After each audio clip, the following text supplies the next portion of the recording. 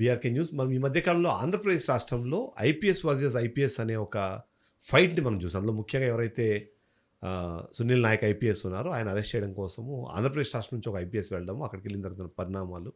ఆ పరిణామాల నేపథ్యంలో ఆయన ఎట్టి పరిస్థితుల్లోనూ అరెస్ట్ చేసి తీసుకొస్తాను అని నాన్ బెయిలబుల్ వారెంట్ తీసుకొని మరొకసారి వెళ్ళే ప్రయత్నం చేయడం. ఇవన్నీ చూస్తున్నప్పుడు రెడ్ బుక్ అనే డిస్కషన్ గతంలో జరిగింది. ఆ రెడ్ బుక్‌లో ఇప్పుడు ఇద్దరు ఐపీఎస్‌లు లేదా ఐపీఎస్‌ల వర్సెస్ ఐపీఎస్‌లు ఇట్లాంటి గొడవ జరుగుతుంది అన్న ఒక డిస్కషన్ జరుగుతున్న నేపథ్యంలో ఏంటి ఈ అంశం ఏంటి?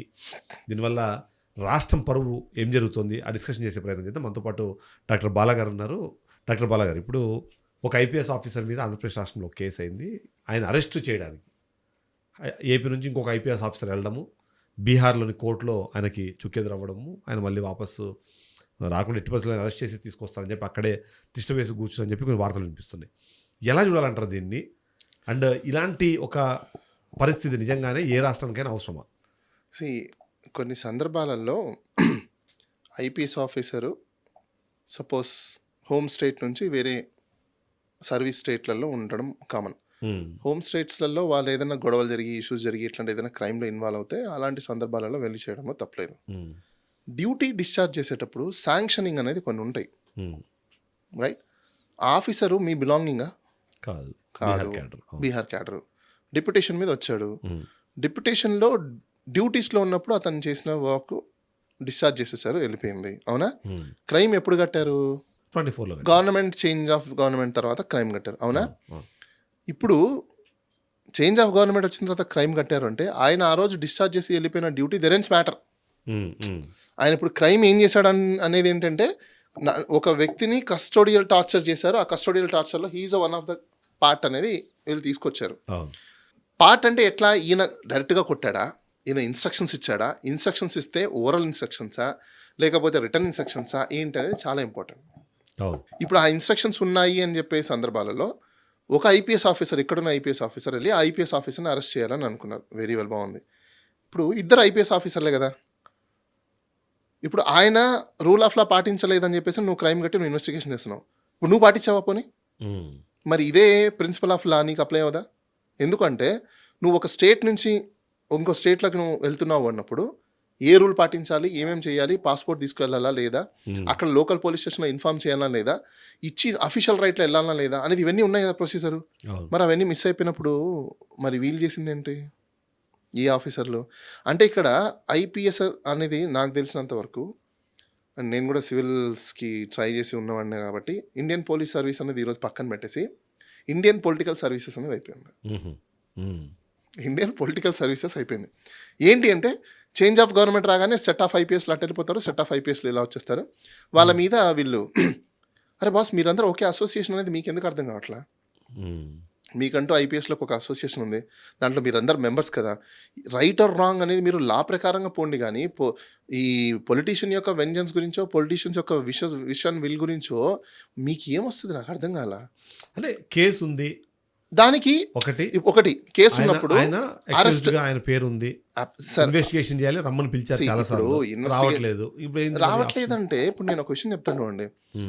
వీళ్ళు పంపించిన నోటీసులకి ప్రతిదానికి ఆయన రిప్లై ఇస్తున్నాడా, రెస్పాండ్ అవుతున్నాడు? ఇప్పుడు ఎప్పుడు నువ్వు అరెస్ట్ చేస్తావు? ప్రిన్సిపల్స్ ఏంటి? ఎస్కేప్ అయినప్పుడు, ఇన్వెస్టిగేషన్కి కోఆపరేట్ చేయనప్పుడు, లేదనుకుంటే ఎవిడెన్స్ని ట్యాంపర్ చేస్తా అన్నప్పుడు. అవునా? ఇప్పుడు ఒక పర్సన్ని నువ్వు పిలిచావు, వచ్చారు, కూర్చున్నారు. ఇన్వెస్టిగేషన్ అంటే అర్థం ఏంటి? క్వశ్చనరీ కదా, క్వశ్చన్స్ అడగడము, ఇన్ఫర్మేషన్ తీసుకోవడమే కదా.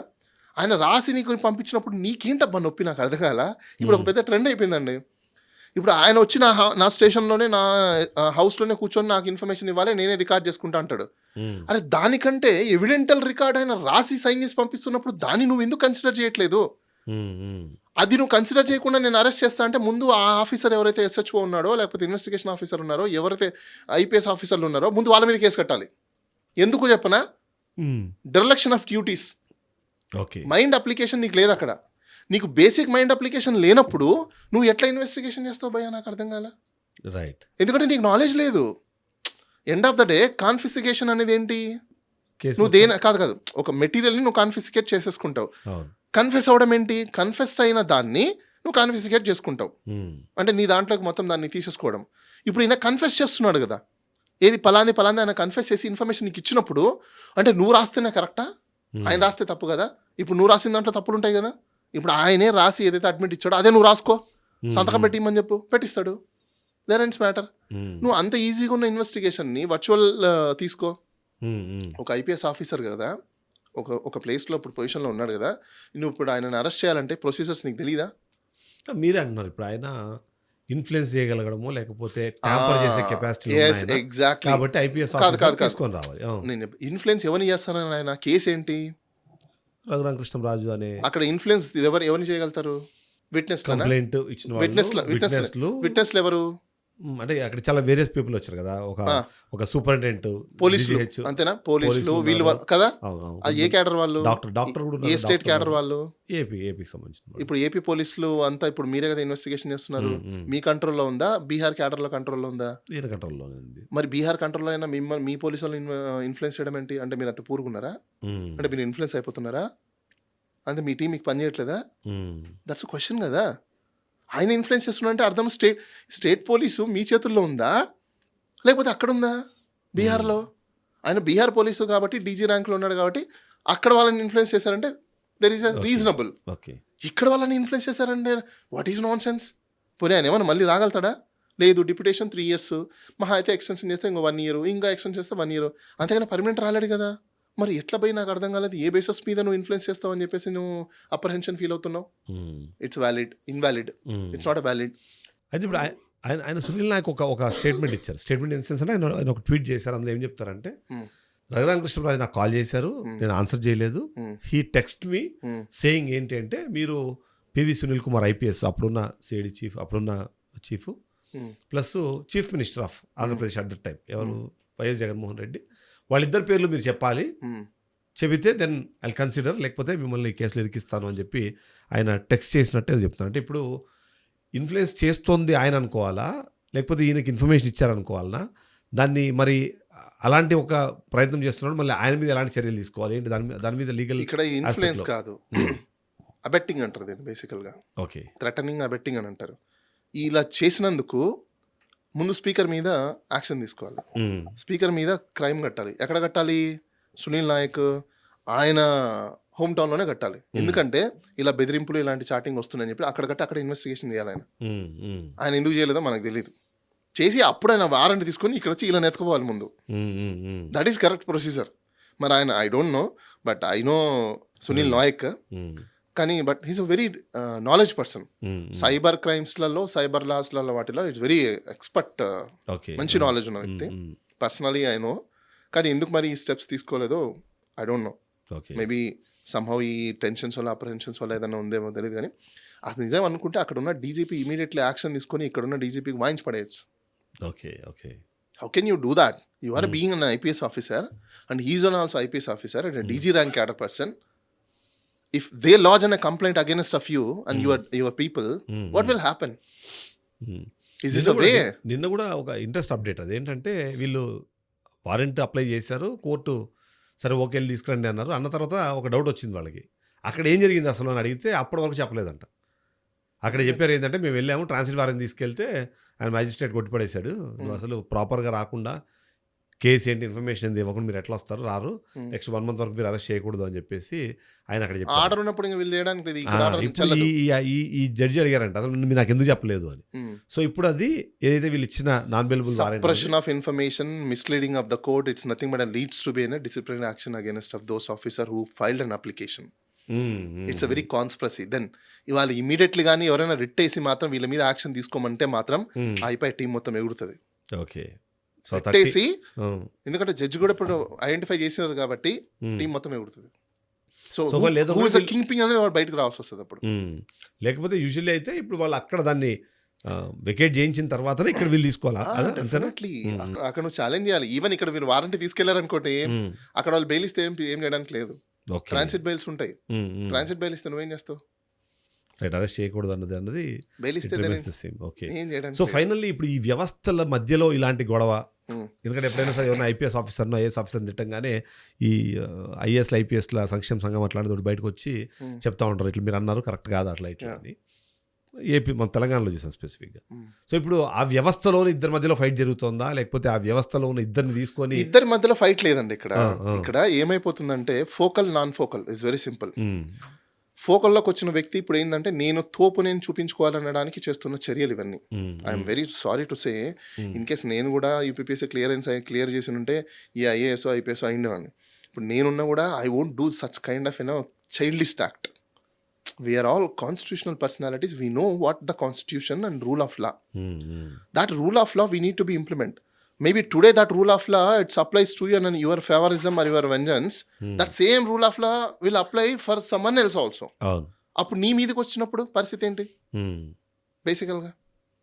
అది నువ్వు ఎందుకు అర్థం చేసుకోలేకపోతున్నావు? మంచి మంచి తోపు ఆఫీసర్లు కూడా మీరు రిటైర్డ్ అయిపోయిన తర్వాత పరిస్థితులు ఏంటి? వైఎస్ జగన్మోహన్ రెడ్డి చెప్తున్నారు మీరు రిటైర్ అయినా సరే తీసుకొస్తాం మేము. There ends matter. అట్లాంటి స్టేట్మెంట్ ఇవ్వడం కూడా తప్పు కాదంట. ఎందుకు తప్పు అవుతుంది? ఇప్పుడు రిటైర్డ్ అయిపోయిన తర్వాత కూడా తీసుకొస్తామంటే if you does the mistake, if you are a culprit, then law will applies. It's very simple. Even if your retired, after retirement also the crime won't be vanish కదా. The crime is still stands good. Then definitely మీరు కూడా లూప్లోకి వచ్చినట్టే. అంతెందుకు ఇక్కడ phone tapping case, retired అయిపోయారు, ఏమైంది? Sanction authority నుంచి sanction తీసుకున్నారు, పర్మిషన్ ఇచ్చారు, పట్టుకొచ్చారు. That applies. అంటే ఇక్కడ ఆలోచించాల్సిన విషయం ఏంటంటే ఒక ఐపీఎస్ ఆఫీసర్ ఎందుకు వెళ్ళాడు? The first question, who is IO? Investigation officer ఎవరు? ఒక సిట్ ఏర్పాటు చేసినప్పుడు సిట్లో ఉన్న వ్యక్తులు ఎవరు? అసలు ఎందుకు ఐపీఎస్ వెళ్ళాల్సి వచ్చింది? అది నిజంగా అంత ఐపీఎస్ ఆఫీసర్ వెళ్ళి క్రైమ్ని ఇన్వెస్టిగేషన్ చేసి అతను పట్టుకోవాల్సిన అవసరం ఉందా?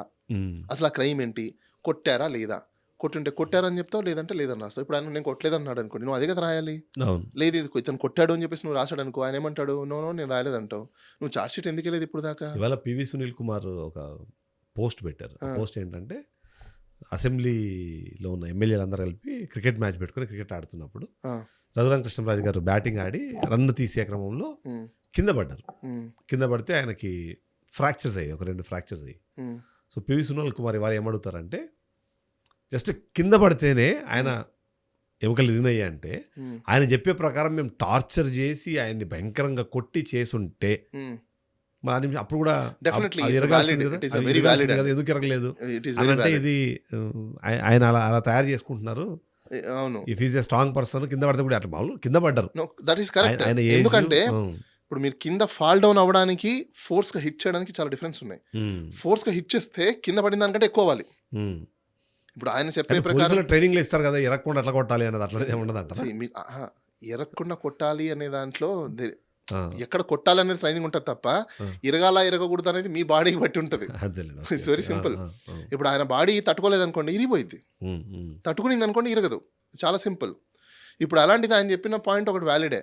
ఆ రేంజ్లో ఒకవేళ టార్చర్ చేసి ఆ రేంజ్లో ఇది చేస్తున్నారు అంటే ఖచ్చితంగా మీకు డ్యామేజెస్ ఎక్కువ జరిగి ఉండాలి.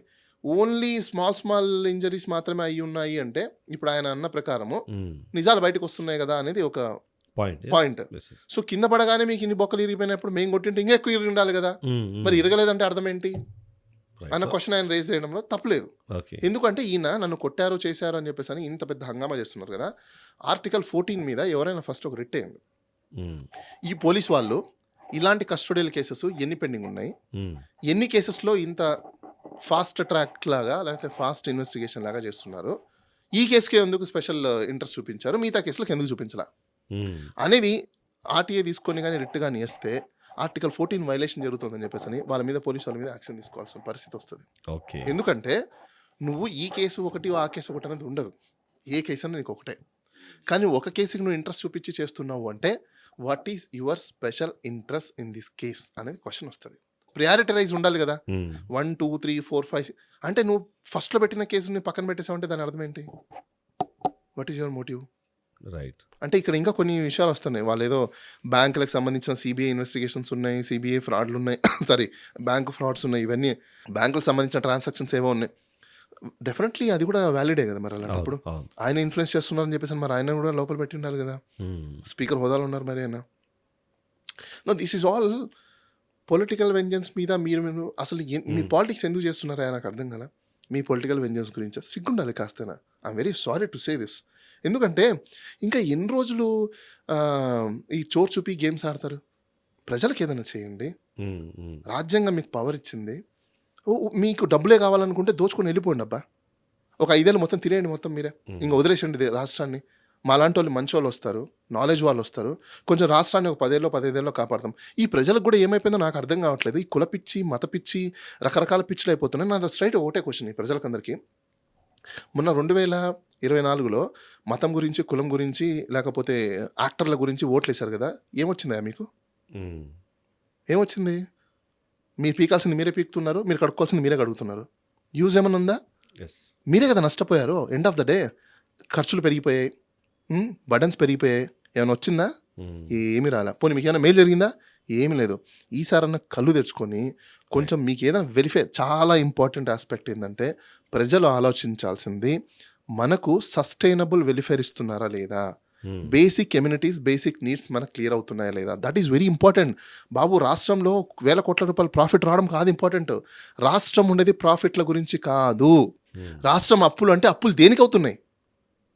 నీకోసమా, నా కోసమా? yes. అప్పులు మన కోసం చేస్తున్నారా? నో. అప్పులు దేనికోసం చేస్తున్నారు? కాంట్రాక్టర్ల కోసము, అలా ఎమ్మెల్యేల దగ్గర ఉన్న కంపెనీల కోసము, మినిస్టర్ల దగ్గర ఉన్న కంపెనీల కోసము, వాటి కోసం చేసుకుంటున్నారు. అది మీరు ఎందుకు గ్రహించట్లేదు? Um, so this is my message to the people. Right. Thank you Balaji. Thank you very much.